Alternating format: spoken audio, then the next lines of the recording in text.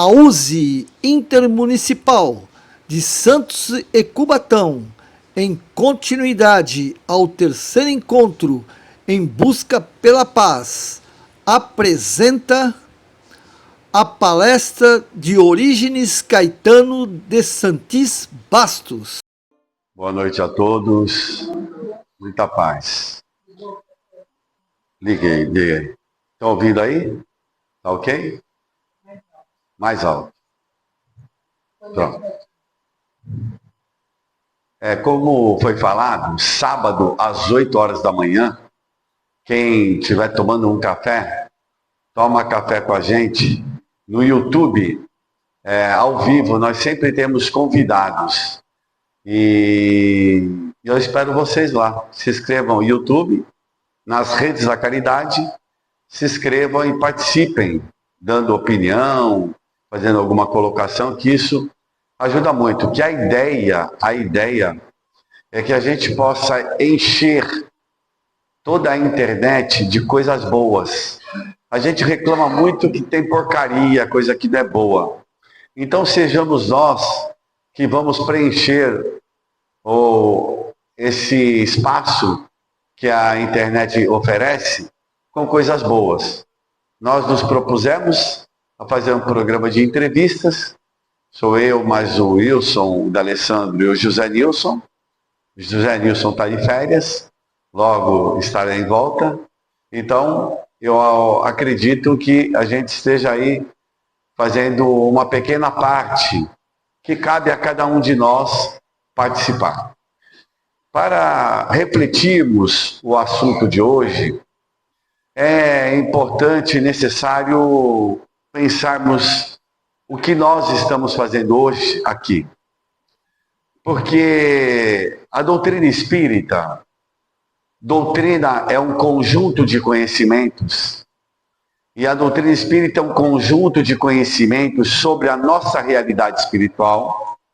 Então nós estamos tendo uma oportunidade, enquanto encarnados na matéria, aprendemos algo sobre a nossa vida fora da matéria. Porque a nossa vida não é essa. A nossa vida é fora da matéria. Nós estamos passando esse período, largo período, até hoje 3,5 milhões de anos, para aprendermos a lidar com a matéria. E uma das coisas que nós temos maior dificuldade são os nossos hábitos. Porque educação é um conjunto de hábitos adquiridos. Posso ter uma boa educação ou uma má educação. Então, nós estamos aqui para adquirir uma boa educação. Hábitos que nós vamos adquirindo, conquistando através do nosso esforço, da nossa determinação, da nossa disciplina. E tudo isso foi nos ensinado lá atrás. Não tanto tempo quanto eu falei, há milhões de anos. Mas, por exemplo, se nós pegarmos a antiga Grécia, onde inicia aí essa parte da filosofia, e nós vamos pegar, por exemplo, Hipócrates, o pai da medicina, que falava coisas que até hoje são faladas, mas talvez nós não fazemos o que Hipócrates nos ensinou. Uma das coisas que Hipócrates ensinava, antes de se alimentar, lave as mãos. Coisa parece básica, né? Mas às vezes a gente tem dificuldade. E uma série de doenças, ela inicia a partir dali. Lave os alimentos. Cozinhe alguns alimentos. Preocupado com a saúde, a nossa saúde. Mas principalmente, lave a sua mente com atitudes boas, corretas, honestas. A partir daí nós vamos ter duas escolas dentro da Grécia Antiga. Poderíamos destacar Esparta e Atenas, onde nós vamos aprender ensinamentos que até hoje, às vezes, temos dificuldades. Vamos pegar Atenas. Atenas nós vamos ter a arte, o belo, a literatura, a pintura, nós vamos ter a exploração da poesia, a natureza, e nós vamos para Esparta, nós vamos ter o militarismo, onde nós vamos ter a disciplina, a coragem, né, o enfrentamento para que possamos formar bons soldados, cidadãos, porque os homens naquela época entravam com 7 anos para, entre aspas, essa escola e ficavam até os 21 anos, onde estariam preparados para, como se fosse um cidadão disciplinado, onde tivesse uma ordem, onde tivesse a coragem do enfrentamento na defesa de si e dos seus. Então, esses ensinamentos foi a nossa base na área da educação. Tivemos a parte onde poderíamos dizer a espiritualidade, onde vamos ter o belo, as artes, a imaginação, mas temos também a parte física, fisiológica, que poderíamos chamar da parte material. E essas duas correntes vão formar 2 escolas. Uma escola chamada de Cos e a outra de Quiridos, tratando exatamente sobre esses aspectos do espírito e da matéria. Quem vai defender a escola da matéria vai ser um médico chamado Galeno. E Galeno vai perdurar a sua filosofia médica por 1.300 anos. E posteriormente, na escola de Cos, nós teremos um outro médico chamado Paracelso, na Idade Média, onde vai iniciar todo um processo falando mais da alma, do espírito, da natureza, da relação alma e natureza. Então, para entendermos que quando chegamos a uma casa desta, onde nos oferece o conhecimento sobre a nossa realidade espiritual, esse conhecimento não saiu do nada, não foi invenção da cabeça de alguém, de uma pessoa aqui encarnada, não. Esse conhecimento ele vem do mundo espiritual, onde espíritos superiores, já sabedores das condições nossas de entender e compreender a nossa natureza espiritual, agora lançam essas informações para a gente. Então, para que chegássemos no Espiritismo, haveria ainda a necessidade de aprendermos algumas coisas. Saber o que é o magnetismo, que vai ser trazido por Mesmer, Franz Anton Mesmer, um médico alemão, que vai falar que tudo tem magnetismo, porque tudo é composto de elétrons, de átomos, e em torno de uma corrente elétrica, eu tenho perpendicularmente um campo magnético. Como nós somos seres eletromagnéticos, você vai ao médico, faz um exame de uma tomografia, de uma ressonância de pósitrons, você faz uma eletroencefalograma, um eletrocardiograma, então onde vão medir os nossos impulsos elétricos? Então é uma constatação que nós não somos somente essa matéria, que parece que não é dotada da sua eletricidade. Pois quando a vovó nos dizia assim, essa criança é uma pilha de nervos, ou então eu estou com os nervos à flor da pele, nervosa, e todo o nosso sistema nervoso central e periférico é composto desses elementos, onde transita a alma, o espírito, que é um ser eletromagnético. Por isso que nós temos uma ligação átomo a átomo. Elétron que circunda tanto um campo físico quanto um campo não físico ou imaterial. Um campo onde extrapola a nossa natureza material, ou o nosso plano de vida, ou essa terceira dimensão. Então o magnetismo vem nos informar que todos nós dotados dessa atmosfera espiritual, nada mais é que o meu temperamento. Que como eu penso, como eu ajo, como eu sou uma pessoa calma, uma pessoa nervosa, uma pessoa agitada, uma pessoa mais serena, uma pessoa onde é otimista ou é depressivo, tudo isso está exteriorizado no meu campo magnético. Por isso que um interfere no campo do outro. Às vezes você encontra uma pessoa na rua E ela veio toda queixosa, lamentando. Parece que você até tem uma dor de cabeça, cria um certo mal-estar. Eu não sei se eu já falei para vocês, certa feita eu indo visitar a minha mãe, ela falou, Caetano, me dê um passe. Eu falei, mãe, eu não estou bem. Ela falou assim, não, filho, me dá um passe. A mãe sempre acha que a gente é alguma coisa, né? Eu falei, mas mãe, eu não estou bem, eu não estou com dor de cabeça, eu não estou bem. Ela falou, não, eu quero que você me dê um passe. Eu falei, tá bom, já que quer que eu dê um passe. Eu fui lá e aí dei o melhor passe da minha vida. Depois que eu dei o passe, eu falei, mãe, vai deitar agora e eu vou para casa. E assim aconteceu. No dia seguinte, de manhã cedo, eu liguei para ela, mãe, e aí, como foi? Dormiu bem? Aí ela falou, você não vai acreditar. Depois que você me deu o passe, eu não dormi mais. Uma dor de cabeça. Eu falei, tá vendo, mãe? Eu tinha o meu campo magnético, joguei para ela, fiquei bem. Ela que estava mais ou menos, piorou. Então tem essa interferência. Nós podemos ajudar uma pessoa através de bons pensamentos, de boas atitudes, de boas vibrações. Isso tudo é perceptível.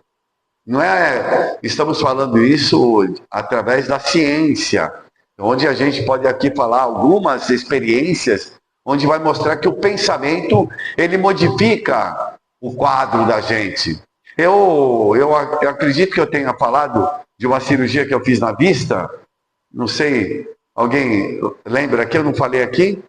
Então, certa feita, só para mostrar o que é o pensamento, porque Jesus dizia sobre a fé, né? A fé é uma coisa interessante, porque a fé é uma certeza, mas quando a doutrina espírita ela vem mostrar que a fé ela é calcada no conhecimento, na razão. A fé não é mais cega. Eu não creio em Deus por crer em Deus, não. Eu sei de Deus, porque as suas leis são absolutas, perfeitas. Então nada me acontece que não seja eu o causador no passado. Nada. Tudo é consequência de algo que eu fiz anteriormente. Tudo. E eu só posso carregar um fardo de acordo com as minhas possibilidades. Perceberam a psicologia que está em torno da gente? Ninguém sofre a mais do que necessita sofrer. O sofrimento é uma experiência. Você vai sofrer uma cirurgia. A experiência pode ser dolorosa ou não dolorosa. O sofrimento é uma experiência, é uma passagem. Agora, a dor é uma opção. Eu posso confiar nos médicos, nos enfermeiros, no hospital, eu posso ter um êxito.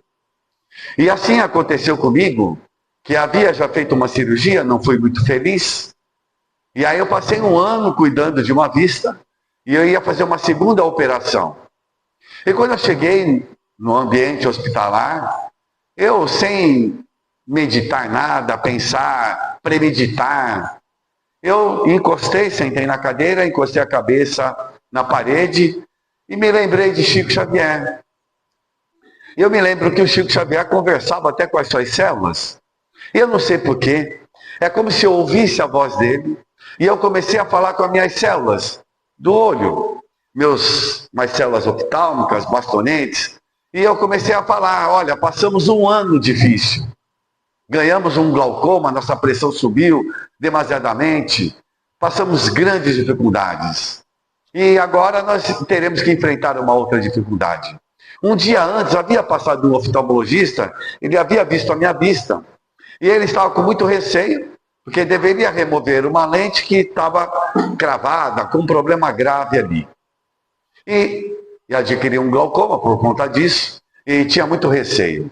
E eu falando com as células, pedindo que elas tivessem um pouco mais de paciência, porque dependia delas estarem bem para que eu pudesse enxergar. E eu pedia que elas tivessem um pouco mais de força, coragem, para enfrentar esse novo desafio. Fiquei conversando, não sei quanto tempo, isso tudo mentalmente. Dali a pouco o médico me chama no centro cirúrgico, deito na maca, e ele vem me examinar. O mesmo médico me examinou um dia antes. Ele me examina e fala um palavrão muito alto. Chama os outros médicos para ver o que aconteceu. Olha isso aqui, eu nunca vi isso na minha vida. A lente que estava encravada num certo ponto, que ela estava virada ao contrário, perdeu uma perna, ela soltou. Ela soltou. Estava 1 ano presa. Aí ele me viu um dia antes. Naquele dia, eu do nada comecei a falar com minhas células e do nada a coisa aconteceu. Não foi a primeira vez que eu tive essa resposta na minha vida. Então eu aprendi a ter uma confiança absoluta em Deus. E principalmente numa espiritualidade superior, porque nos acompanha constantemente. Constantemente. Lembro nesse momento um fato muito interessante, para que sirva até de lição para todos nós. Eu estava vindo de viagem aqui do interior do litoral sul, e no meio da viagem eu estava com sono, parei no posto de gasolina para tomar um café. Tomei um café e voltei para Santos. À noite eu tinha uma reunião mediúnica. E na reunião mediúnica, um espírito veio conversar comigo. Falou, estava com sono, né? Eu falei, ninguém sabe que eu viajei, ninguém sabe nada que eu parei. Eu falei, eu não estou entendendo. Parou no posto, né? Estava tomando um café. Aí eu falei, pois não, você estava lá? Sim, estava lá. E pegou carona comigo? Peguei carona. Mas por quê? Porque eu gostei de você. E eu reconheci que era uma voz feminina. Era um espírito feminino. E aí ela falava assim, eu gostei muito de você, do seu jeito. Eu falei, que bom. E que hoje você está aqui. E aqui vai ser muito auxiliada. Eu levei a conversa para um outro tom, não entrei no tom dela, que talvez quisesse que eu entrasse num tom de intimidade, gostou de mim por quê? E começa com aquela conversa mole, que com o espírito não se brinca, porque os espíritos nos conhecem perfeitamente, eles sabem tudo da nossa mente, da nossa vida, porque nós estamos pensando e está vibrando aqui. Se eu tivesse o poder de pegar um pozinho de pirim-pim-pim e jogar aqui, eu poderia ver o pensamento de todos. Vamos imaginar isso, né? Mas a espiritualidade maior, eles conseguem ver isso. E aí eu levei para um outro campo a nossa conversa, só para entender que a todo instante nós estamos em volta dos espíritos. E eles se aproximam da gente, podemos ter uma obsessão simples por uma leviandade nossa, podemos, e por que não? Então, Franz Anton Mesmer, ele vem falar sobre o magnetismo, 1700 e pouco. Mas 1796, lança um livro chamado Organon, que é de Samuel Hahnemann. É o pai da homeopatia, um médico alemão, chamado Christian Friedrich Samuel Hahnemann, que vem trazer uma nova força para a gente entender. O vitalismo, a força vital. Nós temos uma força que ela tem a capacidade de administrar a nossa saúde. Quando adoecemos, parece que algo se recompõe através dessa força vital. Que essa força vital também é como se fosse um combustível que determina, Caetano, você terá 100 anos de existência. Se você usar bem o seu combustível. Se não usar bem, gastar muito à toa, com bobagens da vida, uma das bobagens é não dormir direito, você poderá abreviar um pouco a sua vida. Ou a bebida, ou o cigarro, ou falar mal dos outros, isso também abrevia a vida, eu não sei se vocês sabem. Dá uma abreviada, falar mal, porque você fica jogando toxina, e a maledicência é uma coisa que a gente não percebe. Porque a partir da maledicência você faz julgamento. É mais toxina. Se você ficar fazendo isso durante 1 ano, 2 anos, 10 anos, 20 anos, uma vida, é a mesma coisa que um cara tem uma dependência de cocaína e precisa desintoxicar de uma clínica, você precisa desintoxicar. Através dos espíritos deram uma dica: caridade. Fora da caridade não há salvação. Olha que interessante, fora da caridade não há salvação. O Allan Kardec, que é o codificador da doutrina espírita, aproveitando muito bem a deixa naquela época da igreja absolutista, quando ele havia mandado uma remessa de livros para uma cidade na Espanha, onde o bispo queimou 300 obras. E nessa queima, a igreja lançou um slogan: fora da igreja não há salvação. E aí Allan Kardec, muito sábio, ele vai lançar no Evangelho segundo o Espiritismo: fora da caridade não há salvação, dizendo: a caridade está ao alcance de todos, espíritas, ateus, católicos, protestantes, judeus, etc, etc. Porque é a caridade que vai fazer movimentar as nossas endorfinas, substâncias salutares. E a partir daí, Samuel Hahnemann, ele vem nos trazer essas informações da valorização da nossa saúde, da nossa vida, a necessidade de se fazer um exercício. No Evangelho segundo o Espiritismo, está lá, olha, mente sã, corpo são. Objetivos da Grécia Antiga, que nós tivemos essas aulas lá antigamente. E é preciso aqui também fazermos esse exercício. Por exemplo, só para fazer uma pesquisa rápida aqui. Nós moramos na praia, né? Quem foi na praia essa última semana? Levanta a mão. Olha, minha filha, 4 pessoas. Presta atenção, estão me falando aqui que quem não vai na praia e mora no litoral, a próxima encarnação vai nascer no sertão do Nordeste. Aí vocês vão pegar aquele ônibus para conhecer a praia. Olha que interessante. A praia é o melhor laboratório da vida. A praia é o melhor laboratório da vida. Quando você vai ao médico, ele passa uma série de receitas, né? Manganês, e silício, tanta coisa, iodo, essas coisas, para a gente, ferro metálico. E tem na praia. Andar à beira-mar, sabe onde tem aquela linha, beira-mar? É excelente. E se você tiver coragem, mergulhar. Se souber nadar, pelo amor de Deus. Mergulhar e sair da água, aqui, sentir. Porque nós viemos da água. Não sei se vocês sabem, para chegarmos a sermos os mamíferos da vida, nós passamos por todos os estágios, o princípio de inteligência. Então, andar ali à beira-mar, o máximo que pode pegar é um bicho geográfico. Mas com gelo, uma pomada lá, melhora e pronto. Mas isso lhe dá saúde, então não esqueçam. Santos é uma cidade que oferece muito para a terceira idade. Santos é uma cidade que oferece muito para a terceira idade. Tem de tudo na praia de graça. Vocês sabiam dessa? Sabia? Pronto. De tudo. Então, assim, não deixe de aproveitar essas oportunidades. E a partir de 1700 e pouco, em 1800 e pouco, é que vai chegar a doutrina espírita. Então, a doutrina espírita, nós precisamos esperar esse tempo todo para poder receber essas informações sobre a nossa realidade espiritual. Olha que interessante. Parece que aqui existe uma ordem muito importante, muito perfeita, né? É como se você fosse numa universidade e tivesse as várias faculdades, as várias disciplinas.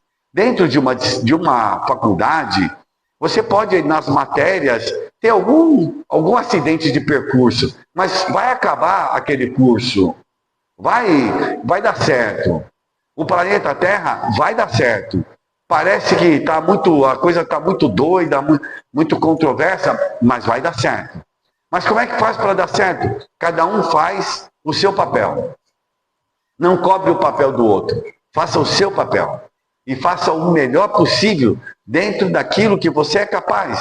Da onde você está circunscrito. Dentro da família, dentro do seu trabalho, dentro da sociedade.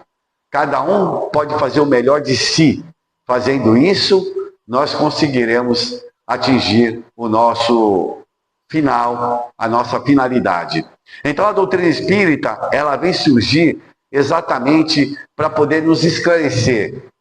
Nós somos espíritos imortais. E sabe por que tanto tempo nós estamos levando? Porque viver no mundo espiritual não é fácil. Não é fácil. Não sei se vocês lembram. Porque no mundo espiritual é assim. Aqui no mundo físico, nós precisamos ter atitudes, coragem. Lá no mundo espiritual, pensou, aconteceu. Pensou, aconteceu. É uma coisa doida. Quando Jesus está no meio de uma multidão, já vou terminar, está no meio da multidão, e ali tem um casal, e tem um homem, estava assediando a mulher do outro ali.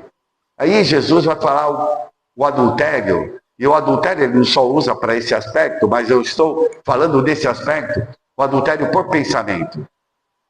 É como se Jesus falasse assim, olha, aqui ninguém está vendo, mas eu estou. Agora, no mundo espiritual, todo mundo participará. Porque no mundo espiritual, quem comanda são os nossos pensamentos.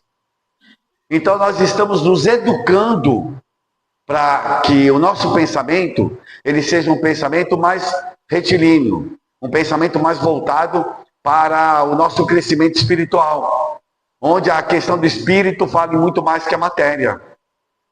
Então nós vamos passar ainda esse período, olha, imagine só, que com o corpo encarnando, depois no mundo espiritual tem um outro corpo ainda, né? O perispírito, e esse corpo ainda vai durar muito tempo, até que um dia nós seremos espíritos puros. E um dia nós tivemos aqui um espírito puro com a gente, que é o nosso irmão mais velho, que é Jesus.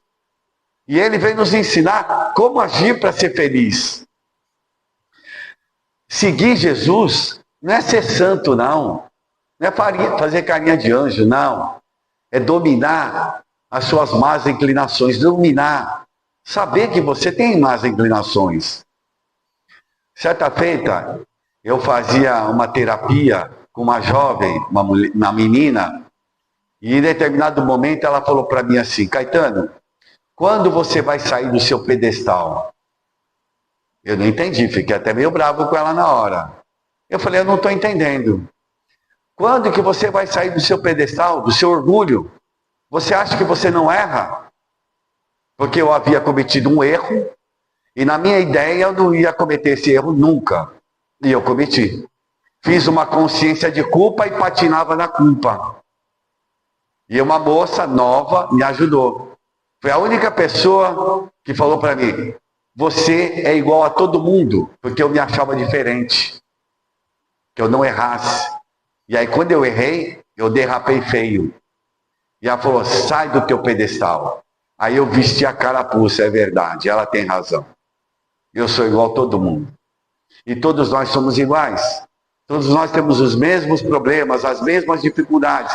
Por isso que nós vivemos num sistema de cooperação. Não será mais competição, será cooperação. Porque um cooperando com o outro fica mais fácil. Vocês já viram essas salas de NA, de AA? É uma cooperação, todos têm os mesmos problemas. Conta o seu problema, conta o seu. Vamos, um ajuda o outro. Quando nós estivermos na fraternidade de mãos dadas, nós seremos diferentes. Por isso que Jesus recomendou tanto para a gente. Para de ficar olhando o cisco no olho do outro e veja a trave no teu.